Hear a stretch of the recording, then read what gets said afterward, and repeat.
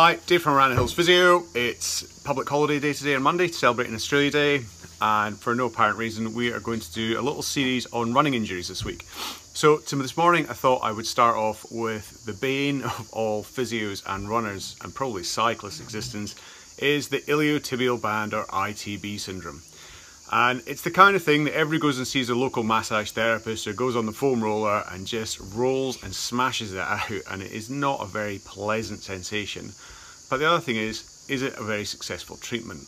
Well, we'll get to that later today, but first I think what we'll talk about is what is an ITB. So on a Saturday morning, or Monday morning more like, what better thing to do than dissect your wife's leg?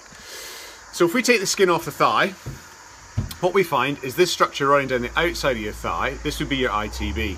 So it starts at the top of your pelvis here, up on your iliac crest.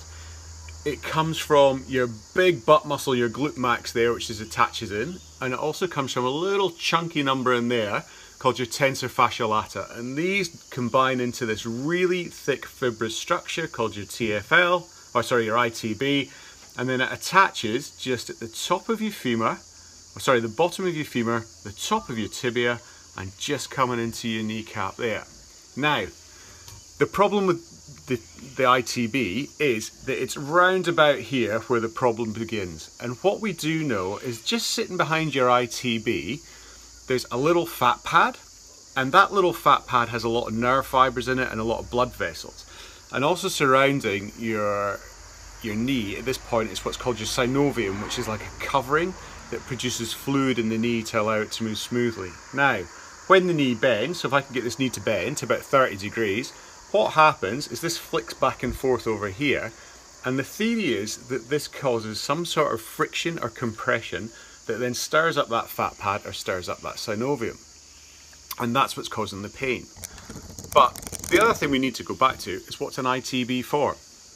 So part of it is like when you're standing, or when you're in the stance phase, is it produces some sort of stability or helps you to stabilize the knee.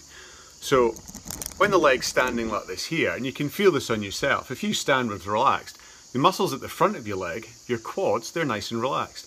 Because basically this tension here is helping to give you stability. But the other thing that it does is when you start running, when your leg goes forward, part of the ITB gets tight.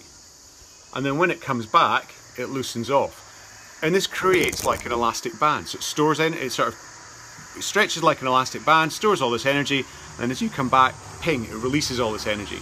So it's actually a really important structure for us to run and to walk, being bipedal animals, basically. So yeah, it's good for stability, but B, it gives us a much more efficient running style. So that's the ITB.